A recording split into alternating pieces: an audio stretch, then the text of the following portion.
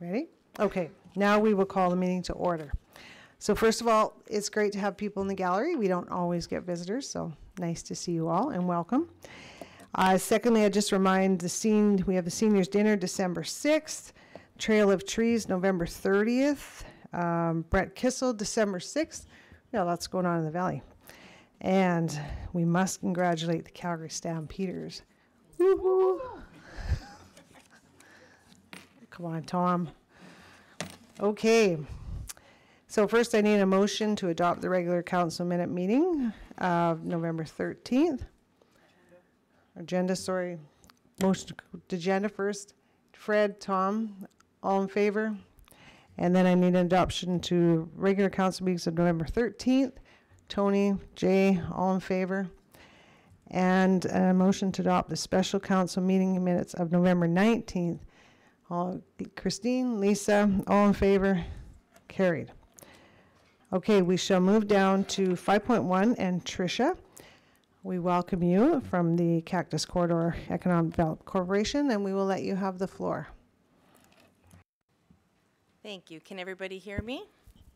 Okay, perfect. So my name's Tricia Sewell. I'm the Economic Development Officer for Cactus Corridor Economic Development Corporation. We represent special areas number 2, Town of Hanna, Village of Youngstown, and Hanna Learning Center. So we're a very big partner with Canadian Badlands, and one of the projects that we've been working on with also yourselves, Town of Drumheller, with Julie as well, and with the County of Newell, is on the scenic driving route, which would go from the Royal Trail Museum to Dinosaur Provincial Park. So as I said, we've had the working group.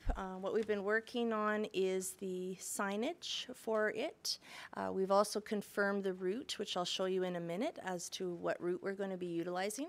We've been finalizing signage design, which we've been working with Alberta Transportation, and also the locations of those signage on the route. Now, originally we had named this route Dinosaur Trail, but we've kind of said, you know what, with the other dinosaur trail being west of Drumheller, we didn't want to have any ambiguity or confuse anybody, so we've basically just said we will sign it to the museum and to Dinosaur Provincial Park. So that's why we're calling it a scenic driving route. So you'll see there we have a map that shows some various routes, but if you follow the one that's blue, so it goes from Drumheller down the 570 over towards Sunny Nook and takes the 876 down towards Patricia to Dinosaur Provincial Park. That is the primary route that we are signing for people to utilize. The reason we're picking that route is all the roads are paved, has good service, so if people have trailers or RVs, they will be able to go very smoothly on those roads. And so we know signage is very important though, because a lot of people won't understand the length of the drive, and we want them to have confidence while they're on that route to know that they're on the right path. What we also want to do with this is we've had a lot of feedback from visitors that are at the museum or at the park. They want to experience both. So they want to see where they can find the actual dinosaur bones also, and then see them in exhibit. And so by signing this route, we're giving people a really clear path on how to get between those two so that we don't have to worry about somebody being out in an area that they're not used to and being confused or lost. So this is just an example of some signage that we're working on. Now, the reason it's the blue and white is Alberta Transportation, as you know, has some very standard signage for their signs that go along the highways. So when we worked with them so far in initial conversations, we're finding they're very receptive to using the blue and white signage, but they would allow us to look at possibly putting a header above, which would sign it specifically for where we want them to go. So I want you to know that this signage design is, we're nearing completion, but it hasn't been finalized. And I wanted you to know it's due to Alberta Transportation regulations is why we're looking at this. Oh, and then just to add along the bottom, you'll see then we could put all the different amenities that are at that location. So we're also encouraging people to know what's ahead of them. So we do have signage locations, so in a minute I'll show you the map. We've identified where we would put them along the route in Special Areas 2 and County of Newell. We're going to have a mixture of the larger signs that you just saw and also waymarking signs, which is similar to what you see here. And so we really feel that the signage is very important so that people understand where they're going. But we also realize that we can get them to the town of Drumheller limits. But this is why we're here today, to say we really like to see council consider putting some signage within town limits to help them direct the final mile, whether it's to the museum or back out to Dinosaur Provincial Park, because we don't want to bring them to your outskirts and then have them be confused. So this isn't maybe the easiest map to read, but what you'll see is when you see there on the blue dots or the green dots, those are where the signage would be. So there'd be various signs along the 570, and where it intersects at like a major intersection like Highway 36, we'd make sure we'd have really good signage so people know to go across the 36, not go down the 36. And then you'll see over here too, we got some more signage going all the way down the 876 over to Dinosaur Provincial Park. So County and Newell Special Areas have taken a look at it, and they've kind of identified the locations they think they need signage at so that people will have really good navigation and be clear on how far it is and where they need to go. And I also should say, sorry, I do have copies here too that I can hand out to you guys so you can have a better look at that map and for yourself. So as I said, Special Areas in County Newell, they have committed to producing and installing their signs for next summer.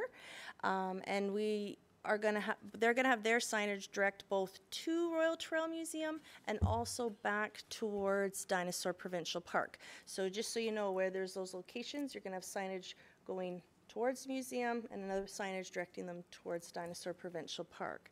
So the reason we're here today is we'd like to, and we're going to kind of have a bit of a conversation after with the rest of the group that's here, but we're really hoping that we could talk to town council today about committing to helping us with some of the signage in your town limits so that people know adequately where they are on the scenic driving route and where to go. We do see this as an important thing for the town, as it'll help increase traffic that's coming from Dinosaur Provincial Park into your town limits, and hopefully then that they would increase, you know, with hospitality stays and meal visits and stuff like that. So we really see this as a collaborative effort among the municipalities. We want to see then that everybody gets value out of it, but we feel that the more we collaborate in terms of tourism, the more tourism product that we can show people we have in the Canadian Badlands, and therefore it'll become more and more of a destination, even with national and international visitors. So that is the end, I believe, of my formal presentation. So I have here, thank you for your consideration. I'll open it then. Is there any questions from council, or does anybody else want to add something? Well, before I ask council, Julia, do you want to give us some insight into this from your point of view? Sure. So we've had a number of meetings, and it's great to be working together, and particularly with Canadian Badlands, right, to show we're trying to regionalise tourism a lot more so that it's not just Drumheller on its own. We work together. So I think that's really good. I know it is an issue. People arrive at the Visitor Information Centre here and expect to be going to the Dinosaur Provincial Park, and they're not. So they have quite a drive. So people do find it very difficult, and we have spoken to organisations like Travel Alberta not to do Dinosaur Provincial Park at the same time that they do the Tyrrell, because we need to, if they do an article, I don't want them to link the two together, because then people think it's in the same building. This signage I think is great. I mean, I think linking the two facilities together is good. It's just, I think we do need to think about it, and we have a lot of signage in our town, a lot going on, and so how we manage that I think is an important one to think about. Tom? Yeah, I was just wondering if you have ever tried, and I haven't, if you did a GPS, you know, Google search, you're in Drumheller, to go to Dinosaur Provincial Park, what route does it show you? I haven't tried it. I'm just curious if you've done that. Like, there's many different routes to Dinosaur Provincial Park. I mean, personally, when I go to Brooks, I go down south 56, Highway 1, way I go. I'm just wondering what Google would tell you to do. I'd have to verify that for sure, but I'm pretty sure it takes you down Highway 36. But the reason we want to look at this is more of a scenic driving route. You know, when you've been to other countries, whether you go to Hawaii and you do that road to Hana, the crazy road that you say you've done, what we're looking at with this is to create a scenic driving route. So they're going to be out in some of the areas where they're not commonly traveled, and that's where we're trying to show them the beauty of that, going through the valleys, seeing all that. We want them to experience what Canadian Badlands has to offer. So that's the reason why we picked that route. But you do have a valid point about the GPS. So we definitely would have to contact Google Maps and get them to work with us on revising that route and designating it as a potential trail that people could go on. So very good comment. It's been on our minds. So once we're moving ahead, then we would work on getting that done. Go ahead. Yeah, and it probably would have.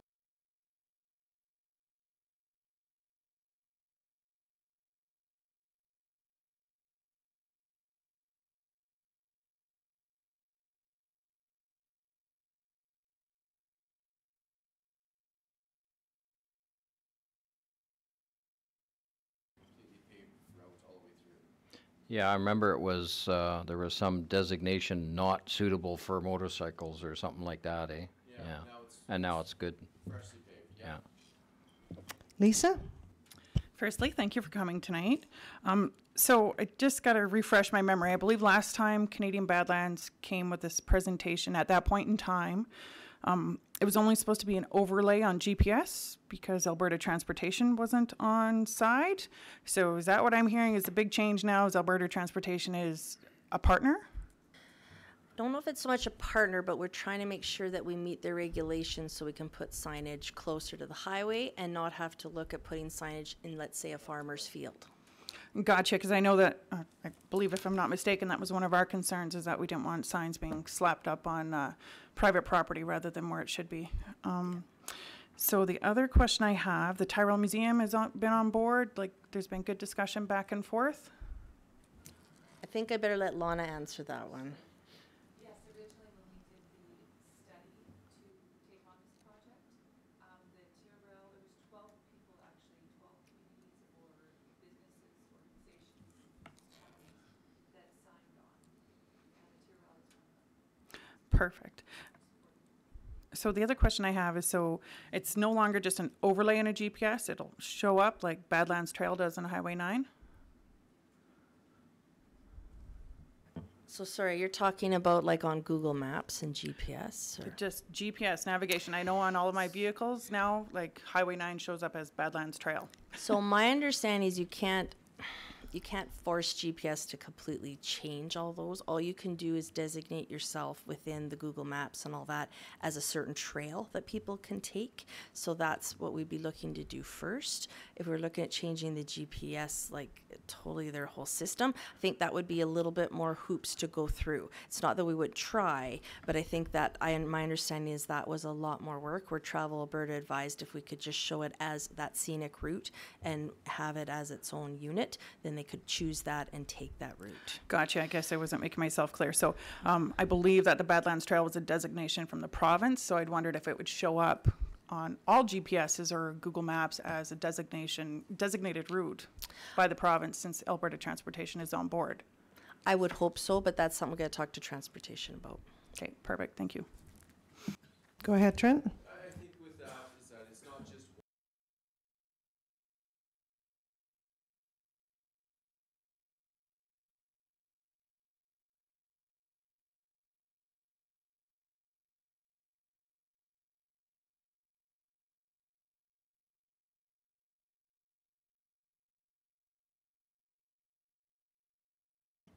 Christine? I just wanted to say I did GPS it, and it's one of 3 routes. It's only showing it's like 2 hours and two minutes, so it's up and on there. So you guys are good that way. Anybody else? Lisa? Go back to the money question. I know when you first came back to the table, I think it was $6,000 per sign, if I'm not mistaken. Are we? Yes. Jeff? We have looked at some signs, and basically the signs that you see produced there is produced by Fox Energy Systems out of Redcliffe, who's a transportation approved sign supplier.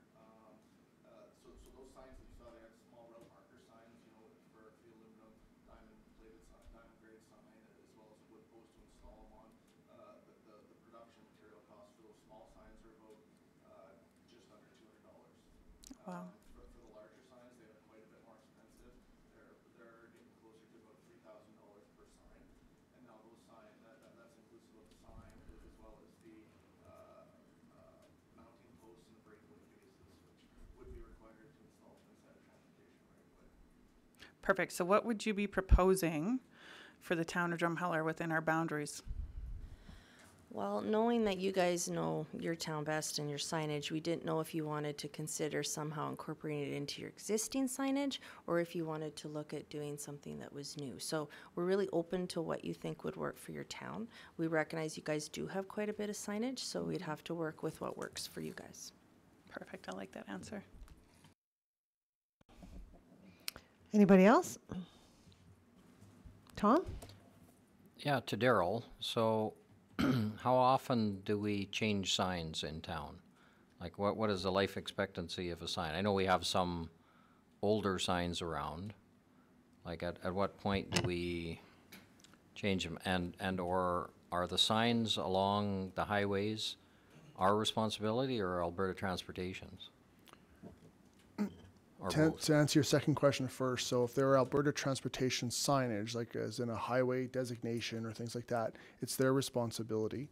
If there are signs like a wayfinding sign, so pointing to downtown Drumheller or to the museum, they're generally our responsibility, and we've been getting about 15 years out of them.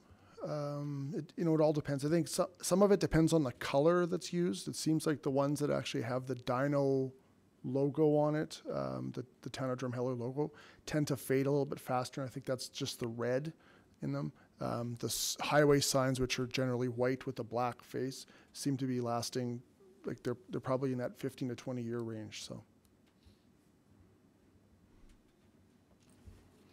Tony? Just kind of wondering how many signs we would need in coming along that highway. We have signs already to the Royal Tyrrell, the big ones. So it would probably just to get them from East Cooley to once the bigger signs start. Is that what your expectation would be? Yeah, I think you guys have it signed well to the museum. I think the issue, of course, will be having to have it signed out, like you said, towards East Cooley to go to Dinosaur Provincial Park. The only thing is, if the route marker or route signage has like that look on the header, we might want to consider somewhere along the line somehow incorporating that header or that look, just so that people understand they're still on that scenic driving route to the museum, even though you have museum signage. But we're totally open to that conversation, like that you guys are your town and you know what works best. But definitely we do need something so that once you get past Atlas Coal Mine, you know that you're on the route going that way towards Dinosaur Provincial Park. Anybody else? Christine? I guess it's directed more at Daryl. Is there any way we could literally put a sticker of that logo of theirs on our existing signs rather than add other signs? I think that's best answered by Fred. I don't think it's that hard, but some of those highway signs, we don't own those right now, so we'd have to talk to Alberta Transportation about it. So, Fred? I think it's an interesting concept. I think we're ahead of the game a little bit. We're not ahead of the game. We need to do an inventory of what we've got, where we're directing, and then see where your program fits in. Like Daryl said, I don't think we can go and add that on existing signs, but tonight it's an idea. I like the idea. I know I read the code there, so they're talking about the lime green, like on school crossings. So it look yellow up there, but I believe the next one. I think that diamond grade fluorescent yellow green. So that would be the same stuff they're using on school crossings. I think it's a good idea. I hate to think of how many signs total are you talking about?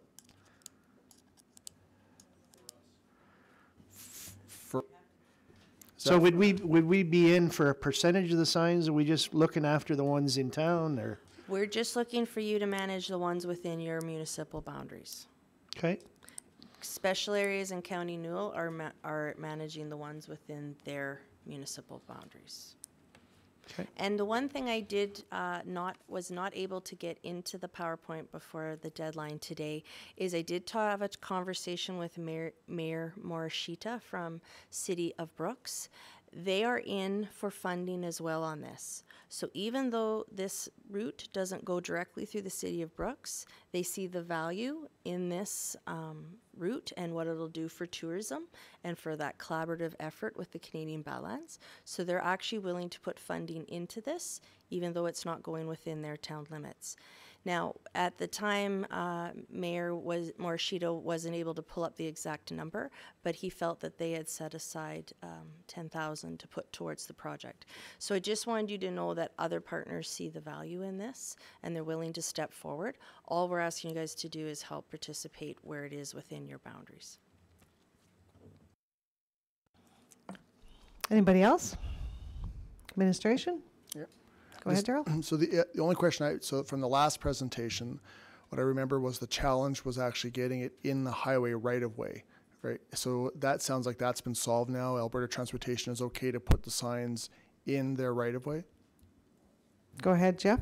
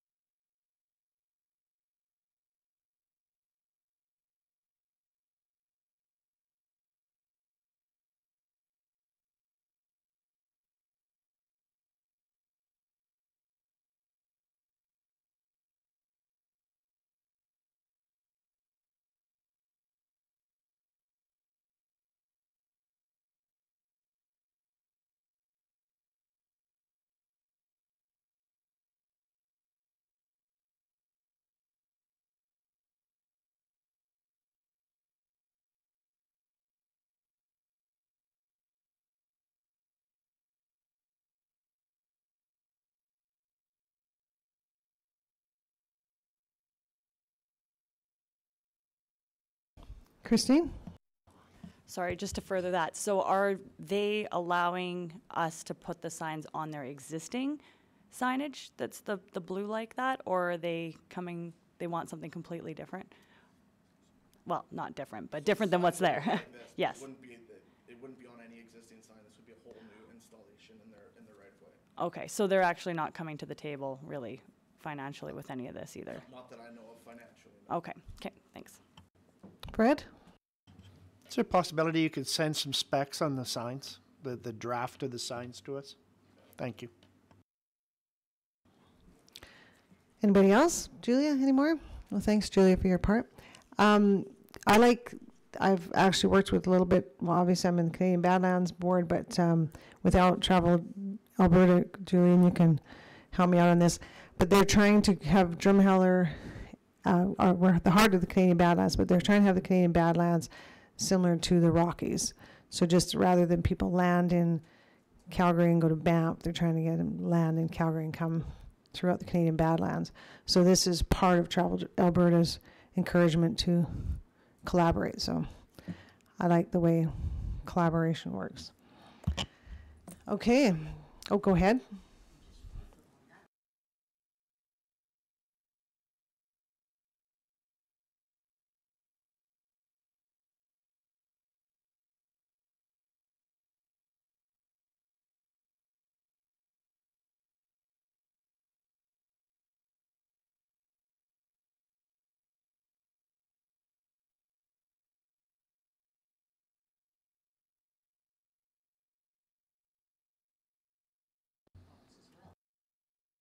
Yeah, because it would just kind of roll along there. Well, ultimately, that's the end goal is to everybody to win. Okay, anybody else? Yeah, sorry. Oh, Daryl? Just two last questions. So one is, when do you need to know by if Drumheller would be in or not? Because we're going to be going into budgets just around a month from now. And then the second part is there one sign order, or is it up to is it up to Drumheller to order the number and kind of signs that we need? Jeff, I'm going to get you to talk about the signs first, and then we'll go back to budget, if that's okay with you, Daryl. Yeah, sure. I guess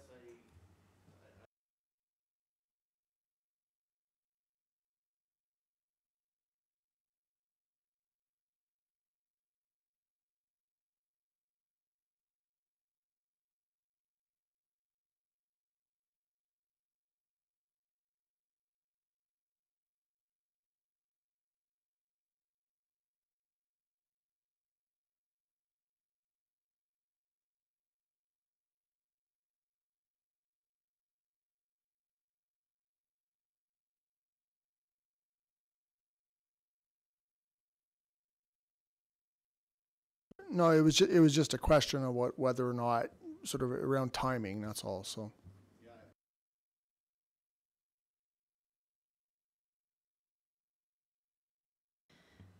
The goal was to have the signage go up this summer. So like in May, before we have the high tourist season start. Just the sooner we can grab people, the better.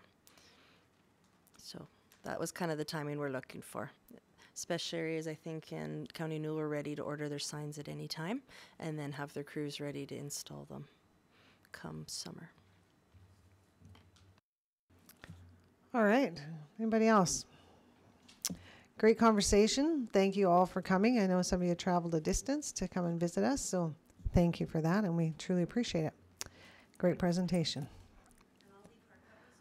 Sure.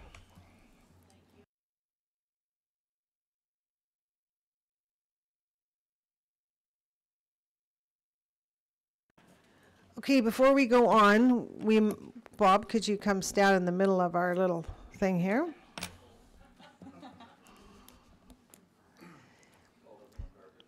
We just want to, as council administration, thank you for everything you've done for us, past, present, and I know that you're not going anywhere in the future, but we want to recognize you for everything you've done.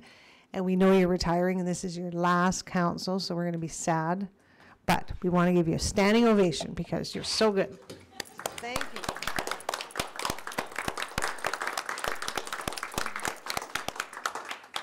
Well, thank you very much. It's been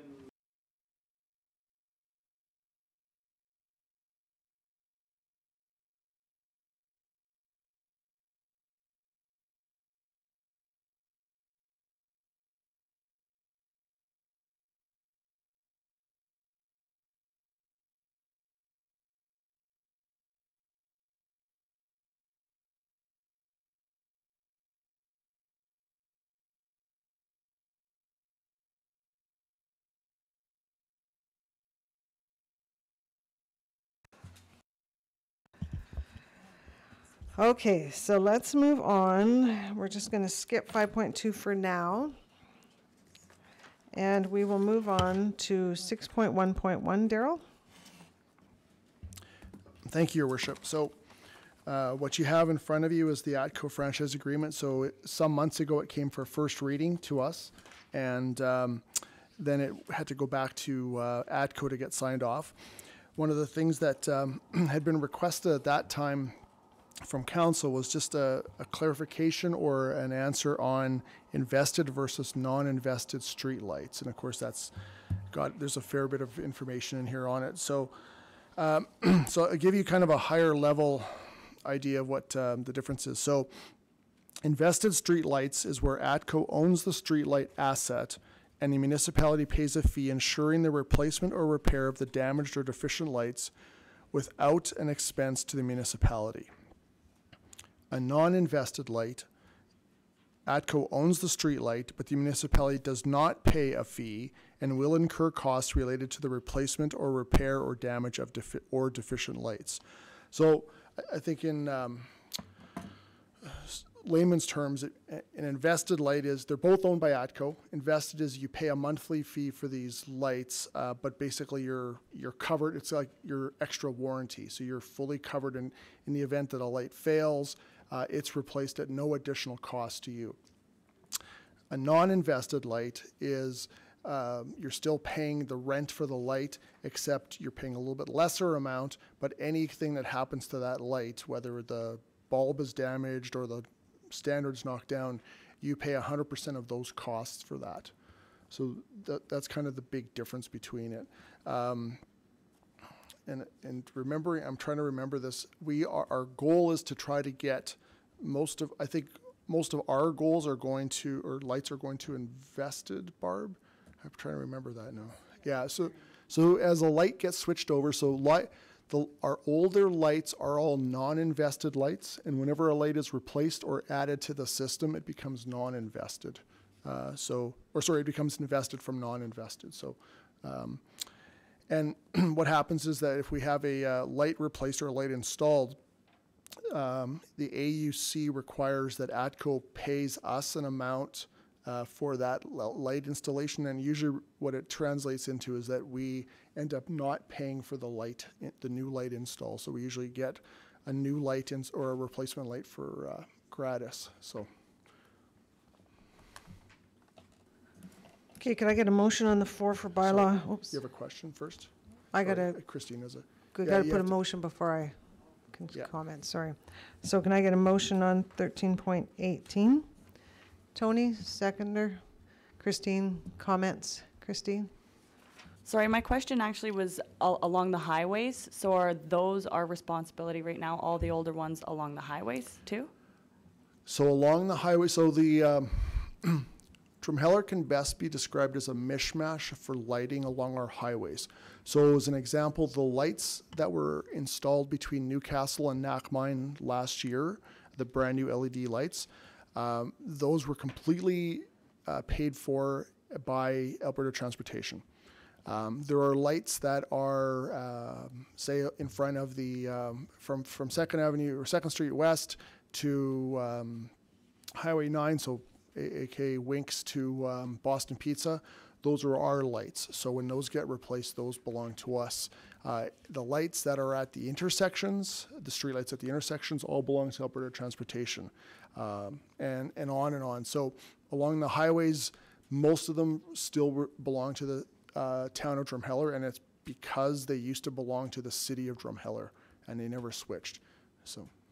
So then it's up to Alberta Transportation to change their light bulbs when they're out. Okay. Correct. Well, it's still ATCO that does all of the lighting, but it would be charged back to Alberta Transportation. Okay. Yeah, I actually had a question from a citizen about that, so perfect. Thanks.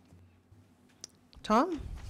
Yeah, how much do we make for our franchise agreement? Just approximately. It says we make 9%. What is that? I can't remember. $730,000 a year from ATCO. So. Anybody else? All right, well, Lisa, sorry. So furthermore on that conversation, I realize we're just on this agreement. It does state that annually, if we give written notice, we can apply to have the franchise fee either recalculated or adjusted. So maybe perhaps in the future, as a council, we should sit down and have a further look into this. I mean, it could go either way, to benefit of our residents or to increase another revenue stream. So just wanted to put that little bee in your bonnet to think about at a future date rather than today. It is at 9%, and max, I believe, is 20% that we could be charging.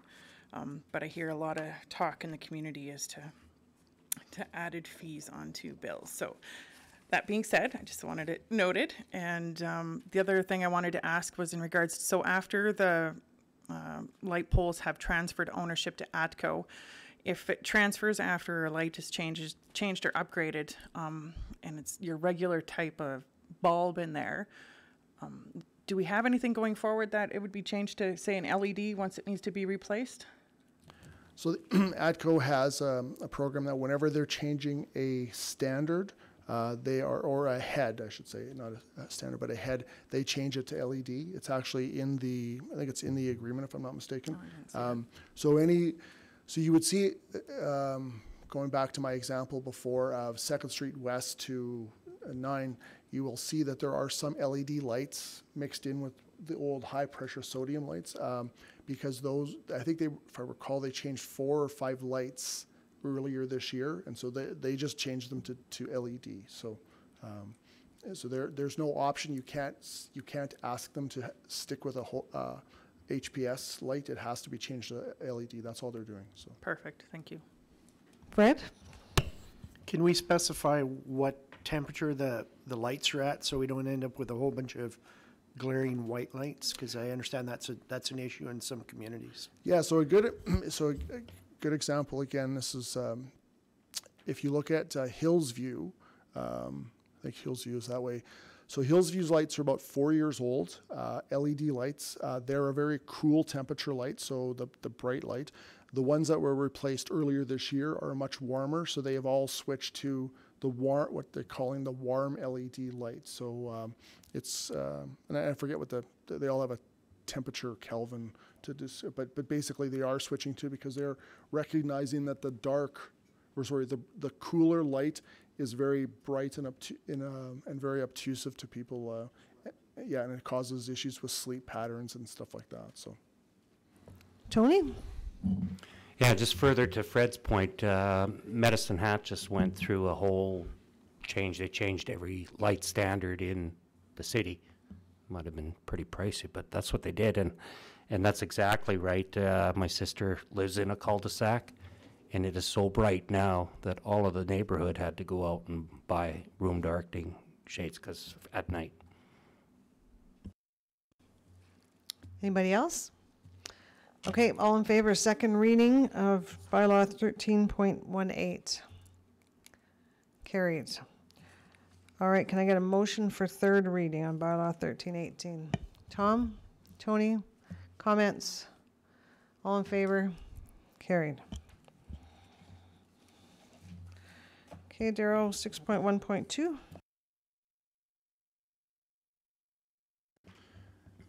thank you, Your Worship. So these next several are all first readings, so I'll try my best to explain everything. So this is a bylaw to change the land use from highway commercial to a residential R1A district. So this map that are shown here is the, I guess it's the accounting office. I'm trying to think of the name, the numbers accounting. So the green story and a half building on the west side of Bridge Street, and they had requested this change because they had an offer to purchase. However, they felt that highway commercial zoning on it was, the potential purchasers felt that was detrimental to the actual owning of the house, and they wanted to turn it back into a single-family residential dwelling, which I guess it had been at one time and then converted. So what they were looking for is basically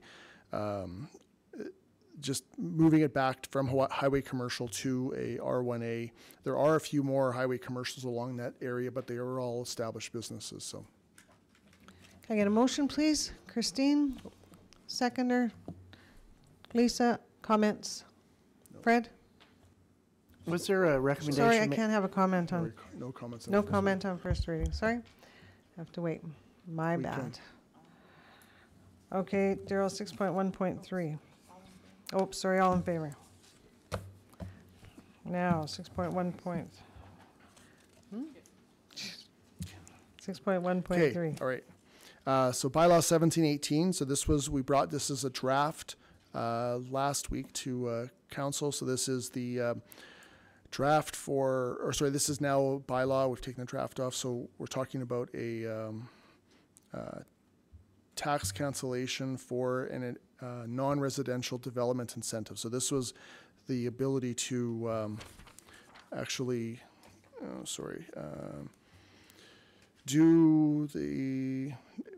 encourage new business development and or business expansion. So if you're constructing a new non-residential building or expanding your building, where the assessment is more than $50,000 increase, then we're looking to basically cancel the taxes for the first year only, up to a maximum of $25,000 for the municipal portion only.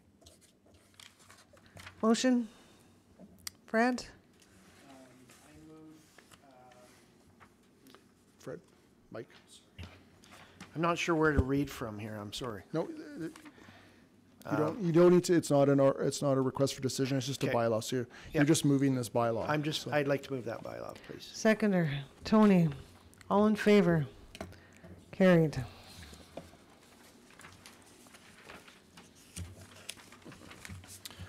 All right, 19.18 bylaw.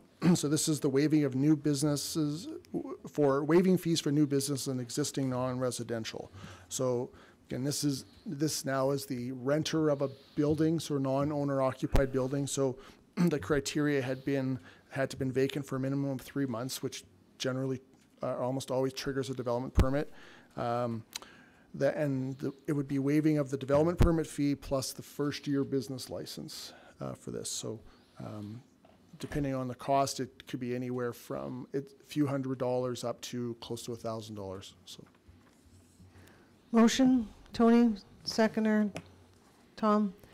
All in favor? Carried.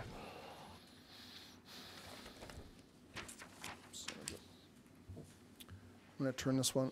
Okay, so 2118. This is the utility rate bylaw, so first reading. So as we had the discussion last year about this, we had excuse me, as part of our utility rate management study, the recommendations that come out that we were underfunding our utility, and there was a 5-year plan, I think, to get to sustainability, of which it's included in here, of similar or similar utility rate increases on an annual basis. And so we are looking at, sorry, let me go back to this. It's 5% increase for water and 2% increase for wastewater. So, and an increase to recycling fee. So we haven't raised our recycling unit rate. It has been at $2 for ever. Okay, for a long time. So what we're doing is we're looking to increase that, all in partly to be able to get to a bit more or sustainable and affordable recycling service in Drumheller. So, Motion, please. Tony, seconder. Lisa, all in favor? Carried. Okay, Daryl, 6.1.6. Okay, so 6.1.6. Sorry, just want to make sure. So this is a draft bylaw. It doesn't look very drafty on there, but it actually is a draft to say draft on there. So this is brought forward from Councillor Lacker at our last meeting. So the intent of this is to be able to have a tax incentive for someone who is filling a vacant building. And so I will start this off by saying this was a very challenging piece in here because we were trying to think of all the ways that people could try to skirt the system. And so this is not anywhere near as easy as the other previous ones that we've just had first reading on. So what we suggested in here, or what we are suggesting, is that bullet point number 2 is that the building must be vacant for a minimum of 1 year. And the reason is that we don't want people to be flipping back and forth, and we want to see that it's generally a filling of a vacant space as opposed to somebody temporarily moving out and then moving back in again. So we want the business to remain active for a minimum of 1 year. Again, this was a bit of a way to help make sure that the business is sustainable, but that we're also we want the business to be successful, but we also don't want to be because paying out of pocket for places that may not be successful right off the front. Maximum ceiling of $5,000 tax cancellation per qualifying business. So again, on the municipal portion of this only, so up to 5,000. And again, the standard, they have to submit a letter of application, and that's kind of the main points of it. So again, the challenge would be, to use an example, and so I have to use an example, is that if Barb owns a building somewhere in town and says to Daryl, I think we can, if my building's vacant, I can sell it to you, and you can put your business in there and get a tax credit, and then sell it back to me, and I can do the same thing. We're seeing the potential that you actually aren't filling it with the intended people that we want to see, which is a business that's actually going to be in here. And what we're doing instead of is playing a bit of a shell game. So what some of these rules were, we're trying to see if we can eliminate a bit of the shell potential for a shell game in here. Not suggesting that anyone would do that, but you want to make sure that we're not actually letting people kind of get away with stuff for that's not legitimate and not what council's priorities or recommendations are. Unlike the other two bylaws we passed today, this one actually has a financial impact to the community or to the town. So remember that the business that to using Barb's vacant building, Barb's already paying property taxes on it. By now selling it to me, and then I'm paying property taxes on it, there's no net increase or decrease in the amount of tax assessment or taxes paid to the municipality.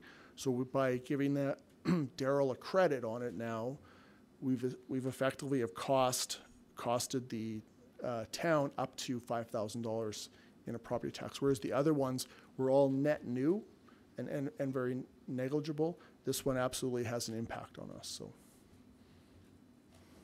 Okay, so this is just a draft, so any comments? Right. Tony? I agree, that's a real risk there, and it definitely wouldn't be in the spirit of what we're thinking. Just wondering if we could tighten it up any further just to ensure that it's vacant for 1 year. So I take it there's a way of tracking that we could verify that.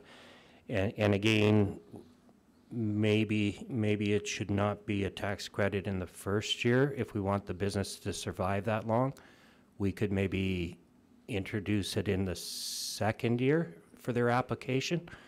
And that application, I guess, is approved or denied by council. So would we have any latitude on that? Okay, so it is in the second year. So it would be right. You have to remain active for 1 year before you can make the claim for it. So it is in the second year of business, so which is good. So again, trying to close that. The business remained vacant or has been vacant. That can be a little tougher because, and I think I mentioned this before. So if you drove through the industrial park right now, there might be some places that you go, well, this looks pretty vacant, but there's actually 5 or 6 people working in there. Now, 5 years ago, there was 25 people working in there, so there's certainly a decrease in the amounts that are there. But truly vacant, other than dealing with through the fire department and insurance, there's no clear way to say whether or not there's a person working in there or not. And so I think some of it would be up to council's determination or looking at and determining whether or not you want to hold fast on an application or have a bit of a flexibility on it. So, Tom? Yeah, along those lines, those were basically my comments. In terms of being vacant, we're going to have to nail that down a little bit because a building can be used for storage and be in essence vacant of activity, but it's still being used, by an outfit or whatever for storage. So is that vacant? There's not a business going on, but it is being used by a business. And my second point there is that I think we are covered here because of the written letter of application to council. I mean, these are all the things that we can hash out, and there's no guarantee that this will be passed. So I think we're kind of covered there. That yeah. Anybody else? Jay? Thank you, Your Worship. I like the work that's being done here, and it's really just piggybacking on, again, the original concept proposed by the task force and brought forward by Councillor Makowiecki. You know, aside from trying to impose dramatically different tax rates for vacant as opposed to occupied and operating business buildings, which I think would, whether even if we're allowed to do such a thing, would be a tremendous nightmare. I'm not sure what else we could do other than what's being proposed. So certainly I like the way that you've gone. And I think, you know, when you think of the different ways that existing businesses may try to find a way to try to be applicable, I like the provisions that you've included, because it prevents people who are, you know, operating seasonal businesses from truly moving out, moving back in, that sort of thing. And so altogether, I'm satisfied with what's being proposed. One of the one of the things that we had discussed internally was that if you had a different tax, so sort of along your lines, Jay, if you had a different tax structure where you had, instead of all property taxes, but you had a business tax and property tax, and so at the end of the day, you want $1, and so right now we're charging 100 cents of that dollar on property taxes, and we, you know, so the suggestion might be is maybe you charge 60 cents of that on property and 40 cents of that on your, as a business tax. Then you actually have a bit more flexibility to offer some of those incentives, because now you're offering it against the business and not against the property itself. So, but again, that requires a bit more substantive change to how we would tax businesses. And I think we talked about it, that there used to be a business tax in town, and then it was gone away, and I'm not sure that, so of course we'd have to look at the historical reasons, but you know, from a fresh perspective, we thought that might be a way to achieve some of the things that the council's looking for, is to be able to, at the end of the day, you're not collecting any more money, you know, from businesses, but you're just collecting it in a different manner, and then it might be give a flexibility on how you're actually charging, or what kinds of things you're charging for or offering incentives on. So My recollection, just on top of that, Daryl, is, because it happened during our time, is mostly semantic. We were collecting the same amount of revenue, and calling it a business tax had a certain connotation, and calling it property tax does not. So that since we weren't gathering additional revenue, they were paying exactly what they would have paid under a corporate property tax, then there was no reason to continue to maintain it as a business tax, because it just, the language sent the wrong message, right? So yeah, I would be reluctant to go down that path again. Anybody else? Okay, so we'll leave that with you guys to get it ready for first reading. Okay, then we'll move on to 6.1.7, appointment to Economic Development Advisory Committee. Thank you again. So there was a recent resignation by John Gowdy from the Economic Development Advisory Committee, and now we have one vacancy. So previously, we had Dennis Harder apply to the EDAC, and that was a year ago, and it had been full. So he had volunteered for Heritage Arts and Culture, and now that there's a vacancy, he's asking to step away from Heritage Arts and Culture and become a member of EDAC. So. Can I get a motion? Fred? I move the council approve the appointment of Dennis Harder to the Economic Development Advisory Committee for a 3-year term expiring the council's 2021 organizational meeting. Second, Christine, comments? All in favor? Carried. Oh, did you have a comment? Sorry. Just want to make a comment aside of that. So Heritage Arts and Culture Committee really needs individuals to step forward. So please, if you're listening to me, put your name forward and come help us cool people on that committee. How many are you short? Okay, maybe we could put it in the next week's paper. Okay. All right, let's move down to 6.5.1. Daryl, Toboggan Hill lease. Great. So I'm going to talk about the first and third one. So Toboggan Hill lease, we thought we actually had a spot. We had looked at our land that is at the old ski hill. And our Forgive me, land- Your Worship, oh, for the sorry. intrusion. Our agenda says we're switching to a public hearing at 5:30 PM. It is 5:30 PM. Oh, yes. Yeah, right. sorry, I looked at Apologize. the clock and I thought I'd get one more in, but we can switch now. I just don't know, we have someone here who's come for just that purpose, right? He wants to come and entertain us. Okay, so I need a motion to suspend this meeting for a public hearing. I got a motion, Christine, second, Tony, all in favor? Carried. Now we will carry on to the next. So I will call a public hearing to order for bylaw 14.8. The purpose of the public hearing is to consider bylaw 14.18 being a bylaw to amend land use bylaw number 10-08 pertaining to home occupations under section 56. I will have, how are you? Good. I will let you have the floor and provide the planning report. So, good evening, Your Worship and members of council. My name is Devin Diano. I'm a planner with Palliser Regional Municipal Services, and today I just have a short report on the proposed bylaw 14.18. So the purpose of bylaw 14.18 is to amend the existing land use bylaw 10-08. First reading for bylaw 14.18 occurred on October 29th, 2018, where a public hearing date was set for November 26, 2018.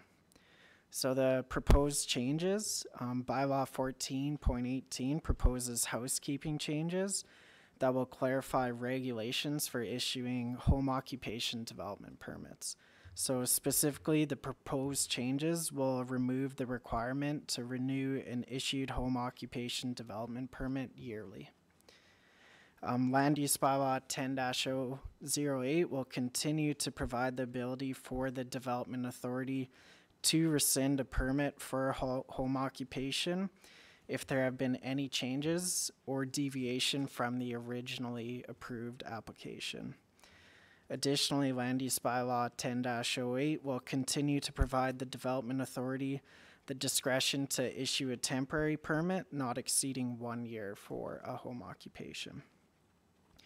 These proposed changes will allow administration to issue home occupation development permits in a more efficient manner and free up administrative hours spent sending and tracking renewals of development permits for home occupations. The town of Drumheller is currently one of the few municipalities that requires the yearly renewal of approved development permits for a home-based business. And to end with a recommendation, Palliser Regional Municipal Service recommends that the town of Drumheller Council approve bylaw 14.18. Thank you. Thank you, Devin. Linda, did we have any written? No correspondence? And we don't have any public here, so.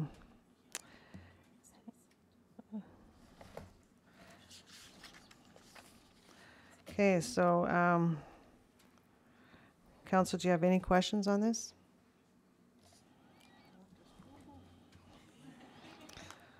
All right, well then I guess I will call that public hearing is closed.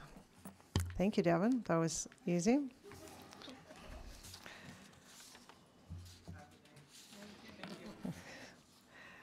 Okay, so upon that public hearing, I would like to call for second reading of bylaw 14.18. Tom? Yeah, I move second reading of bylaw 14.18. Seconder Lisa. Comments? All in favor? Sorry, did I see everybody? Carried. And could I have a motion for third reading, please? Lisa, Fred, second. Comments? Jay? Thank you, Your Worship. Just should be mentioned in the record that every attempt by administration to reduce red tape and decrease costs to people doing business in the town of Drumheller should be applauded by council and this community. Nicely said. All in favor? Carried.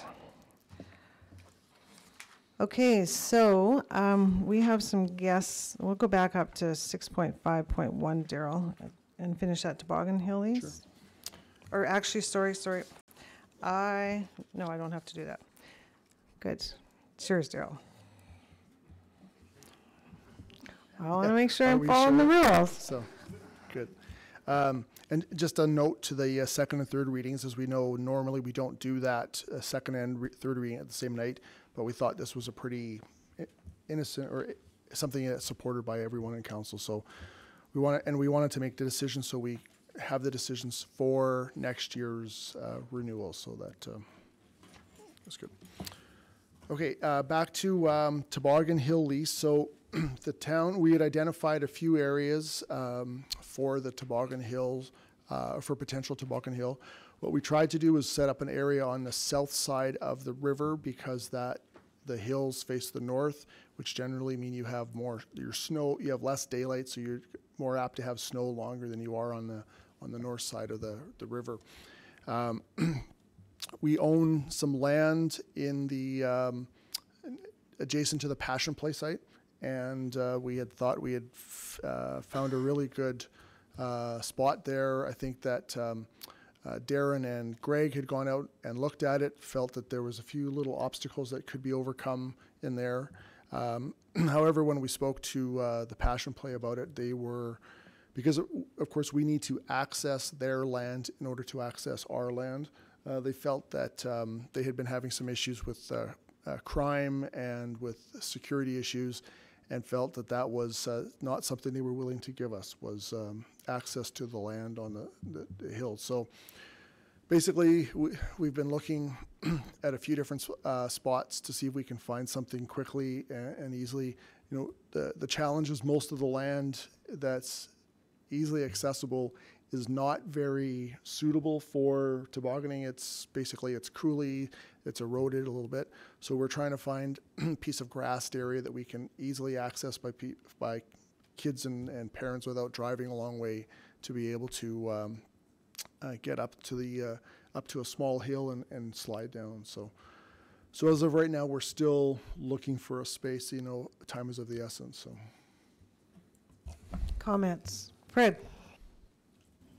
Maybe you guys can help me out. Was Vance not here talking about a hiking trail in the summertime? Yes, that's correct. And is there more criminals in the winter than the summer? Like, I'm not understanding this. Yeah, I can't speak to that part, Fred. All I heard from him was that they have been experiencing an uptick in break-and-enters and thefts on their property, and felt that by keeping the gates open all the time to allow people to park in there and utilize the site and traverse their equipment and site to get to ours wasn't something they felt was suitable. So, Jay? Thank you, Your Worship. Yeah, I mean, while it's disappointing us, and I'm certainly only speculating, my expectation would be that from May to September, or certainly May to August, they have people on site to provide surveillance and security for their significant investments they've made in both the amphitheater and the other adjacent buildings.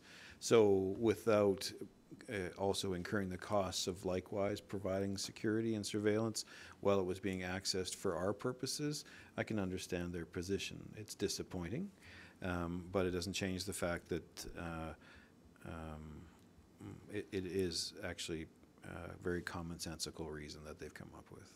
Yep. So I'm not sure that council's interested in incurring what the cost would look like for security and surveillance at that location. So we best just move along. Lisa? So, growing up in the valley, a lot of us kids used to toboggan in the Midland Provincial Park. Has there been any discussion in regards to perhaps approaching the province and coming up with some sort of agreement with their toboggan hill that is unofficially the toboggan hill in Drumheller? So we talked to them a year ago, and I think what they said was, if I paraphrase this, oh, there are people tobogganing there, we need to shut that down right away. To which we said, nope, nothing here. Shucks. So the problem is that at a certain point, it always becomes a risk mitigation exercise. Absolutely. And I was mentioning to both Vance and Darren about it that, not to talk about Winnipeg, but shoot, we used to actually toboggan on the side of the interchange hills into the middle of, the bottom of this stuff. So you'd actually have to cross 2 lanes of traffic just to get to these things. But no one ever approved it. No one ever said this is where you should be going. It was just kind of a random piece that, so again, we're trying to find something and create something without having to have a bunch of red tape on it and approvals and that.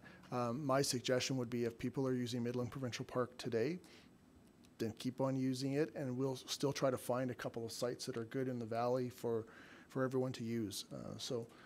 Because the other part to this is, do we want to make this a groomed trail? Are we, we're not going to be making snow. We're not going to be, it's going to be kind of, hey, here's 30 centimeters of snow fell. Let's get out and toboggan. I don't think we want to get into the whole piece of running a toboggan hill event area. So we're trying to find something that's going to require minimal work from our folks and still provide something that's going to work well for residents and visitors. So. Gotcha. So perhaps maybe I'll just throw this out here. You were doing some hill work in regards to the area by the cemetery. I believe that there probably is access back there.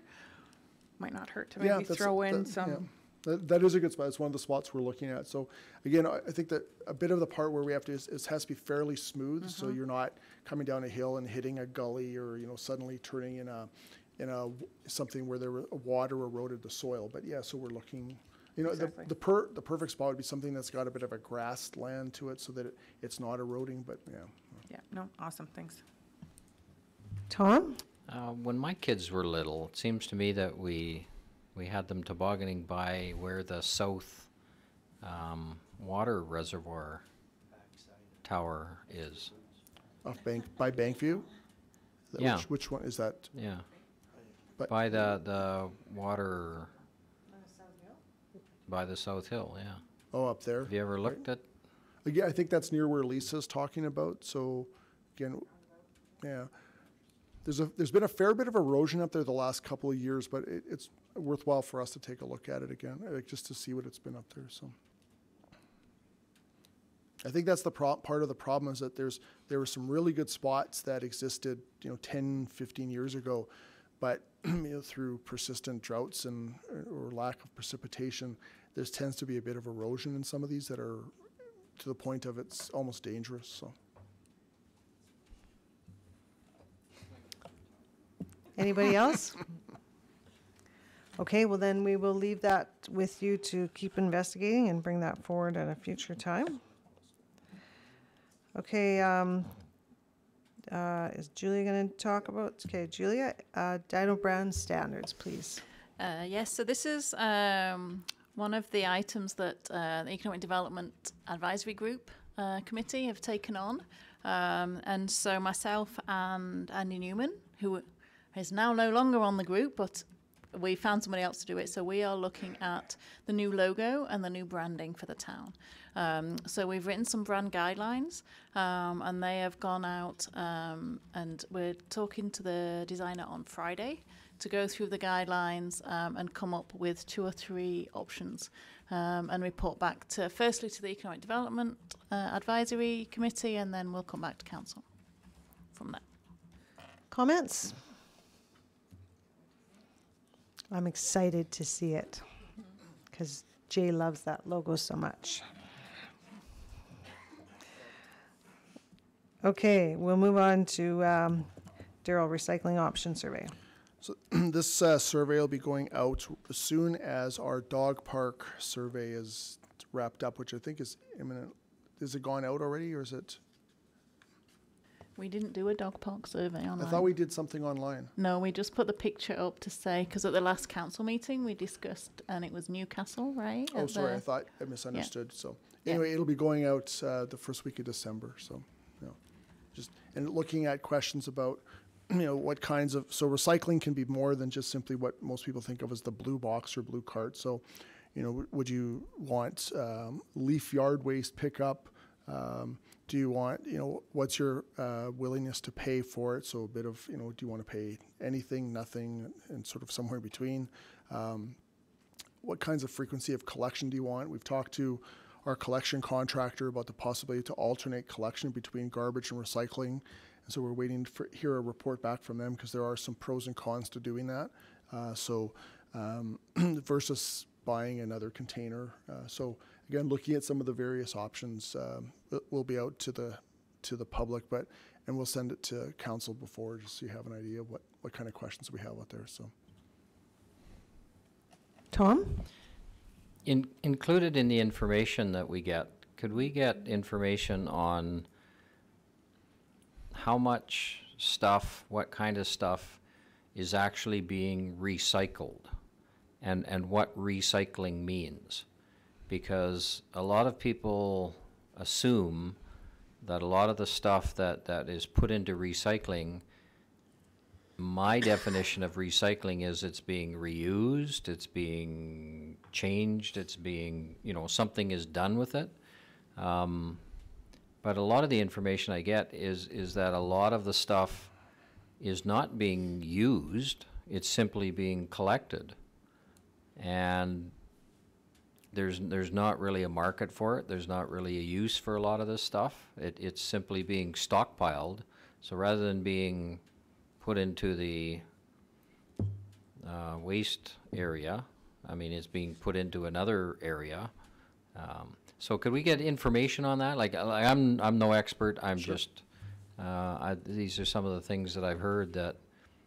Cardboard right now seems to be really good. We're using a lot of cardboard thanks to Amazon and, Yep. But a lot of this other stuff is not being recycled in my definition of what recycling is. So I think since we have time before the kids come, I could give you a quick or a long dissertation on recycling. So for Drumheller, we have what's called a source-separated recycling program, which means that when we go to the bins at the 7-Eleven or wherever around town, we're actually sorting the material. So we're putting cardboard in the cardboard slot, paper in the paper, tin cans in the tin cans, etc. So that's the cleanest program you can get. So from a recycling standpoint, that's a great program because now I don't have to worry as much about contamination, which means contamination is that you put the plastic shampoo bottle in with the metal container. So for the metal people, they don't want to see plastic, and the plastic people don't want to see metal. So what you read about are in large cities where they have a commingled program. So Calgary is a good example of a commingled program. So that's everything goes in a bin and it gets all sorted by mechanical and human people sorting material. That's a lot more dirty of a process, and you get a lot. You actually spec the sale of that material knowing that there's going to be 5% contamination or what's called prohibitives in the system in the game. What the Chinese government was doing is they were accepting all of that stuff before, and then they were paying people to resort that material and make it cleaner.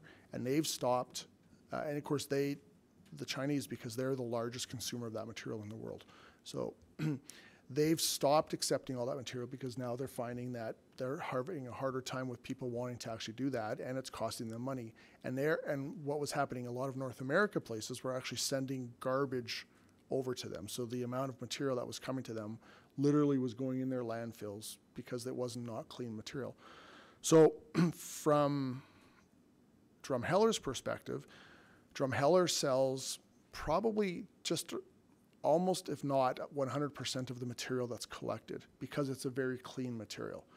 You're selling cardboard right now for a really good dollar. So, and these markets are all like the stock markets or mortgage markets. They all go up and down all the time.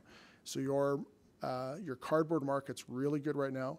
Your clean paper's really good right now. Tin cans are good because metal's always a stable market. The plastic is what goes up and down quite a bit. It's very volatile. But ultimately, the goal is that they all get sold to companies that will chip this material or shred it and reuse it in the manufacture of new plastic. The challenge has just been that there is a glut of that plastic around, and so unless it's really clean, and clean means that all of the number one plastic is just number one and number two is just number two and then you can actually do well with it. So in our case, again, in Drumheller, we separate the ones and the twos and the 3 through 7s, and those ones and twos do tend to sell. The 3 through 7s, we're basically either giving them away or we're paying them to take it away right now. So 5 years ago, probably not. It was probably getting paid for it a small amount. So it definitely depends a little bit. And the problem is you don't want to stop accepting a material today that you've accepted for the last 6 years, and you might accept in a month from now, because all you do is you upset your customers and they don't know what you're actually recycling. So that's why you're just accepting that material and landfilling it or storing it until you can actually find a market for it. So hopefully that helps with that a bit. So. Yeah, the other comment I always get, of course, is glass. Oh, they recycle glass in Red Deer. They recycle glass. So the glass is an interesting one because I'll tell you, I'll probably guarantee what Red Deer does and Calgary does and Edmonton does, because this is what Winnipeg did, is you accepted glass because it was a mandatory thing to put in the program, but because it was an inert material, which means it was made out of sand, you used it for road base at the landfill, or you crushed it and just buried it because there's no properties to it at all. And the problem was to use cost of collection and processing as an example. You had a zero value for it almost, and it used to cost Winnipeg about $230 a ton to collect and process it.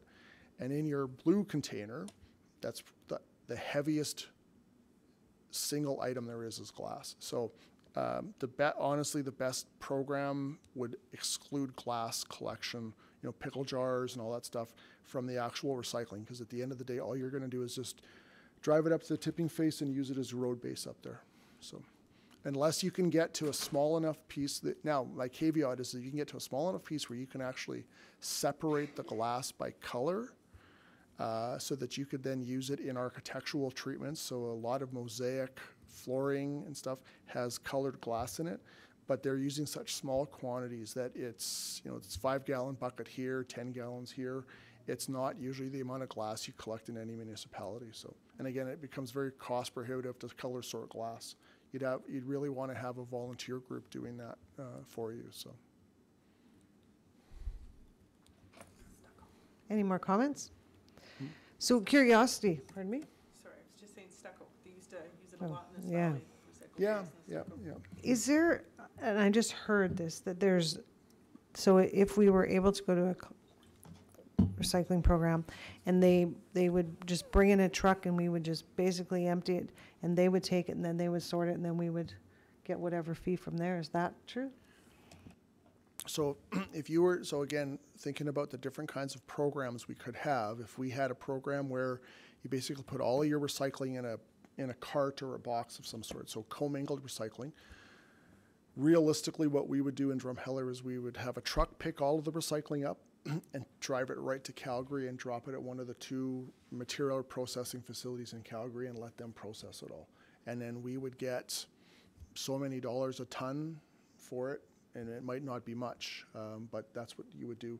So you could offer the program, but you would basically move all of the recycling of Drumheller residents to Calgary, which isn't, I'm not saying is a bad thing or a good thing. routinely communities transport this stuff hours away to go to these large processing facilities. So to go an hour and a half to Calgary to have a commingled program would be probably the closest and best option if that's what we wanted to do. But as a result, certainly not self-sufficient. This would have to be sponsored by fees or general revenue out of taxation. Absolutely, yeah. Fred? I know as being on the solid waste management, I believe that that's part of the revenue of the Solid Waste Management Association. So we would, in fact, be taking a hit to them as well, right? That's right, yeah. The one difference would be that they do get a lot of money for commercial cardboard, so cardboard from businesses and stuff. So you would still get that. The association would still get that, and it's a bit of a fine line because there are a lot of people that don't recycle. So you go by any single cart on any collection day, and you'll see cardboard sticking out of the top of it, or other things. So you kind of balance that. If you give people the option to actually recycle something at their property, you might actually get more recycling out of it, which means less material being landfilled, which is a positive thing for the community. But absolutely, to Jay's comment, is that there's a cost to it for sure. I don't recall what it is now, but I think Calgarians pay $112 a year roughly for recycling. So. Christine? So kind of on that thread, if we did have a recycling pickup at the door and possibly got regular waste pickup reduced, that could offset the fees if the garbage truck only came maybe every other week to pick up actual like waste versus recycling? Yeah, absolutely. So you could do that. Okay, so I think I remember. So the cost per house per pickup right now is for garbage is about $3.30 a week, right? So your truck comes to your house this week. It's cost $3.30. So you might be able to have that amount, but you're still going to now pay for recycling pickup. So that cost is basically shifted from a black cart to a blue cart. The challenge with bi-weekly pickup is that you still need to store your material. So you get pickup once every 14 days. So once it's picked up, you need to actually store your material if you're using the same cart for 7 days until your cart's been emptied of recycling. And then remember that, it's recycling this week, not garbage, so I shouldn't have put garbage in my recycling. So, but nevertheless, you have a cost that's passed on to recycling, and then the cost of recycling is all in the processing of it. So again, it's the ability to take, when you're landfilling it, you open the back of the truck, dump it in, bulldoze it down, pack it, you're done. Whereas here, you're actually taking and separating all the materials to be able to put the cardboard, the plastic, the tin cans, the paper, and that's what costs everybody money. So, Lisa, it's not that you can't do it. It's just that we have to recognize that there's a cost to that. So. Well, I can't wait to fill out the survey because I know coming from a family of 4 that I would never personally support pickup once every 3 weeks cycle. 2 weeks. It would go 1 week, then no week. And Right? So 3 week cycle in essence. Kitty litter, rotten food, you name it. I'm not having that sitting in my yard, rotten, making wasps or whatever around. So, but I mean, at the end of the day, if we can figure out an option that works for the majority, so we can at least start to recycle more in our community, that'd be great. I know when I'm filling out that survey, that's one thing I'm going to tick off. Anybody else? So the other curious thing I'm curious about, so Lisa doesn't like that every second week pickup. So in example, if it comes out like that, so there is the other option of having the black bin and the blue bin and they pick up. So they could pick up alternately and you'd still have your bin for the 2 weeks. Or do you feel Well, from a family of 4's perspective, I think we go through a lot more garbage than a single couple. So at the end of the day, my garbage bin, regardless of whether I'm doing more recycling, will more than likely be overflowing. So, and that to me is unacceptable. So I'd rather have my garbage picked up and I'll pay for it rather than either myself having to take it to the dump and they're having, or landfill, and then having further fees applied to myself and my family. So, yeah. Fred?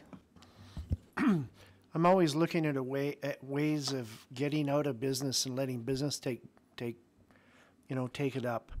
Maybe this would be a point to talk to the community and see whether anybody would step up with a recycling proposal to create a new business in our town that would just handle the transportation and pickup and thing. I mean, look at Marcel. Marcel does cardboard, and I don't think it would be far off to say in a community of 8,000, there's probably a living for somebody that's trying to figure out what to do next with the oil boom gone.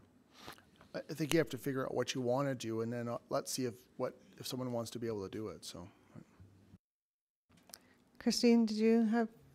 No, I was just going to probably go off on a tangent, but there is no way of basically monitoring, because like some people, I know I put my black bin when I had a house, and I was doing that once a month, but then yet I was paying for every week, right? So it can kind of go both ways too. So but I think it would be impossible to track that. Okay, anybody else?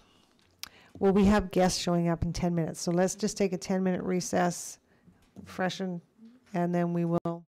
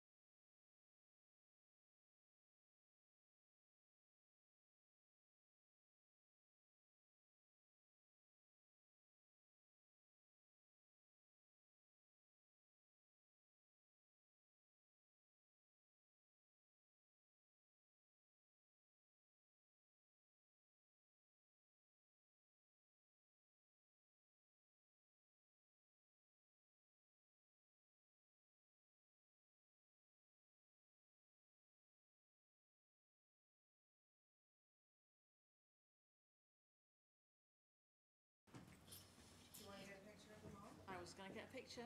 Okay, everybody's got a smile. You have to have a big smile to us all. Are you ready? Lila, I can't quite see you. That's okay. Good job. No, I think after we should get a picture of them right in front here in front of all of us. Yes. Okay, so you can't leave. So.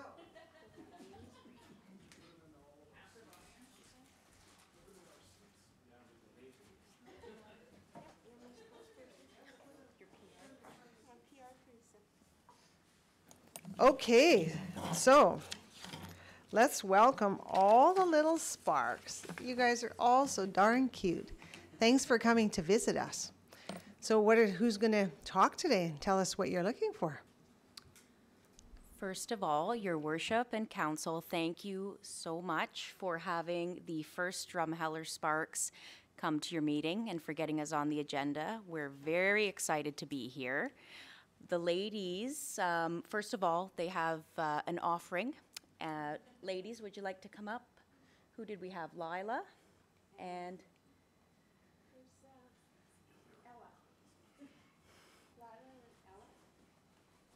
so in the true spirit of guiding, we have a little treat for everybody. Girls, do you want to bring those up and then we can pass them around?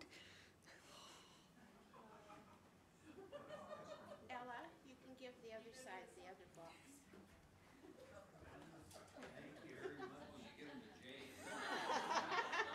She has excellent taste in beer. Well, thank you. That's very sweet of you. You have to share with everybody. Yes, did you guys hear that? You have to share. Yeah, that's part of our promise. Okay. All right. Be a good friend. So the purpose of our visit this evening, we always want to give the girls an opportunity to see how things work, and we thought giving them the chance to see the council chambers and get an idea of what goes on here might be beneficial. I wonder if any of the girls had a question for the Honorable Mayor Kohlberg or any of the council members. Do you have any questions about what they do in here? Don't be shy. Do you know what they do in here? No idea? Well, I'm not going to give the thesis on that one, but I know one of our Sparks did have a suggestion for the improvement of the town of Drumheller, and I'll invite Lila Pepper to come up and, no? Oh, I think you should, Lila, because I got a kind of insight, and I would really like that to happen. So can you come up and tell us? That would be just wonderful. Come on, you can do it. You know what? You do that, and I'll let you sit in my seat. You can be the mayor. All right. So what might you suggest for the town? Do you remember what you...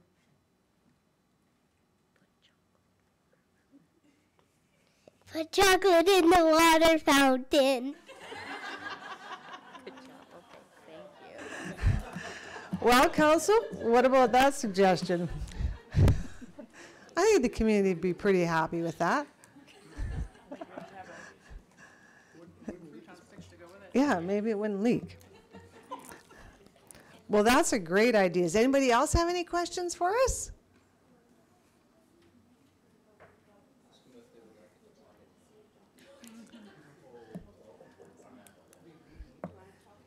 So, yep, come on up. This is Quinn. Here you go, Quinn. You go right ahead. Do you want to ask a question? Yeah, what do you want to ask? You want to tell me first? It's okay. Do you have an idea for the town? Okay. She wanted to know about the dog park. Oh, about the dog park. Maybe Greg can field that one. I think, Greg, you can field the question. She wants to know when the dog park's going to be ready.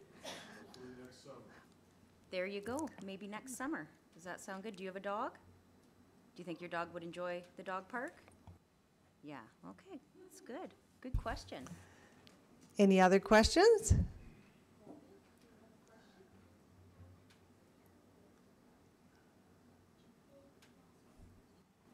Okay, come on up. It's a good one. Sometimes they're not always this shy. All right, here you go, right in here. A big water park. Oh, that's a pretty good question. Yeah. But we have a pretty cool water park right now. Do you use it?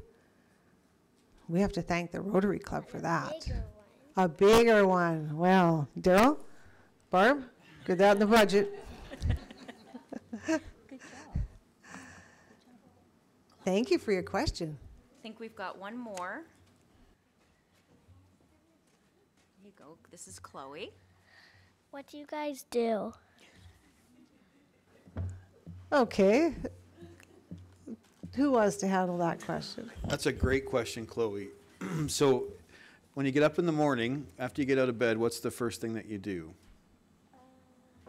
Have breakfast. Okay, but, and then after breakfast, you brush your teeth, right? When you turn the tap, what happens? Clean water comes out, right? So one of the things that we do here is we make sure that the town, everybody who lives in the town of Drumheller and a great big area around it has clean drinking water for all their cooking and brushing their teeth and washing their clothes. So that's a big job. And did you guys walk along a sidewalk when you got here to go from where you guys meet to getting here? Or did you drive on a road? Because the town of Drumheller makes sure that there's safe sidewalks for our citizens to walk on and that there's roads to get from place to place, and so that your mums and dads can do the business and jobs that they're in. So roads are a big thing that we do. And then have you ever gone to the swimming pool or the Badlands Community Facility to play? This group makes sure that we have all kinds of recreational activities for people of all ages to do in town as well. And on top of that, when things happen, we make sure that there's police that can be called. We make sure the fire department exists so people don't have to be afraid of those things. We're in the job of helping people live a great life here, and we make sure that all the things they need to have happen that they wouldn't normally even think of are still there when they need to count on them. Thank you very much. That was a great answer. Great question and great answer. Yeah. Any more on that, Chloe? You good?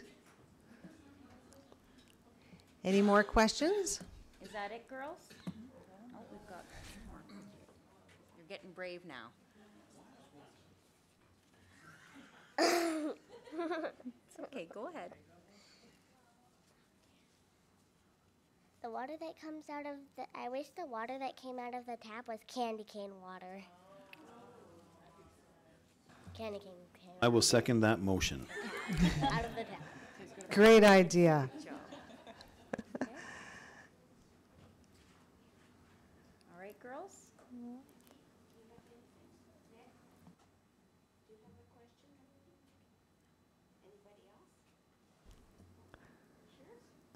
Everybody's good? Okay, so what we would like you all to do, you get to be the mayor for a minute. You will all come up and you're going to take our seats and you're going to pretend that you're the council, okay? So come on up.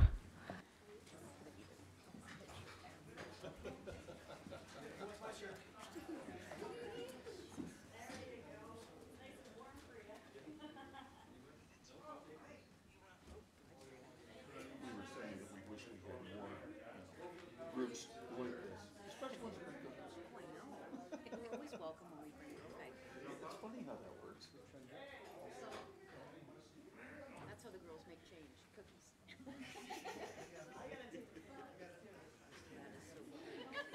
Oh, wow.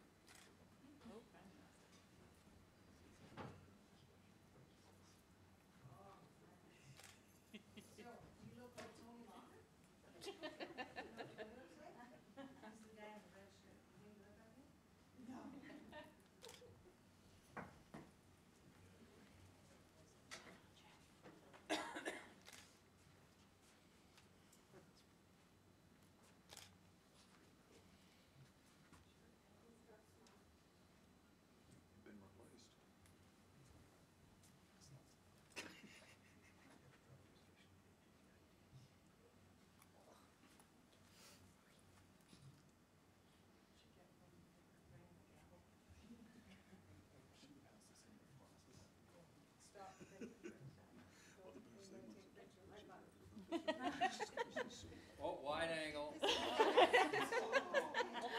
Tom.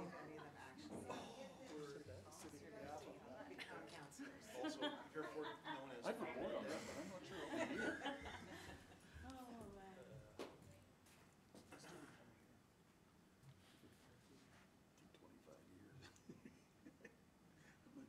That's a great looking council. Yeah. Oh, women.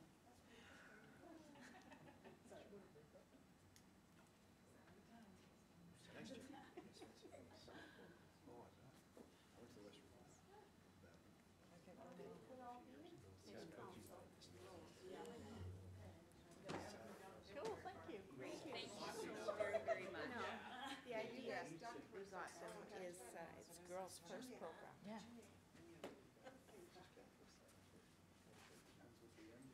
Everybody look at me.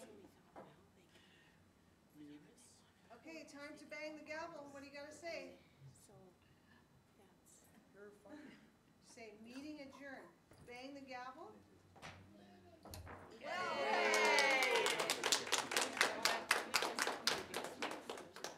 Okay, if you wanna come through, you can shake hands with all the council. How's that? Because then they don't think that this is the Boys? Get in line and Oh, shake okay. your hand. Okay. What do you want? Where? What? Oh. Okay, girls, come around. My boys are in cups, Come so I around should and you get can them. shake their hands. Awesome job, lad. I think every. Okay, thank you again. You give me a shake. Perfect. Perfect. Next. Good job. Nice to meet you.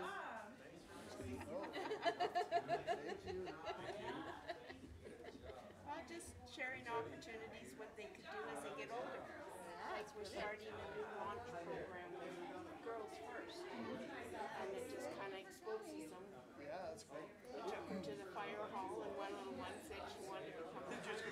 Excellent. Just gives them opportunities. Give them ideas. Barbara said that we want to see in 25 years whether any of them are actually in this room. Yeah.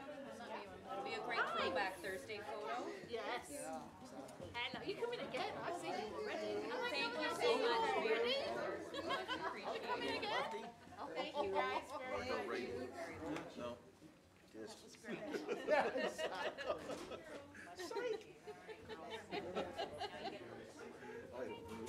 All right, ladies, one of these days, when you grow up, you can come and be one of us. How's that?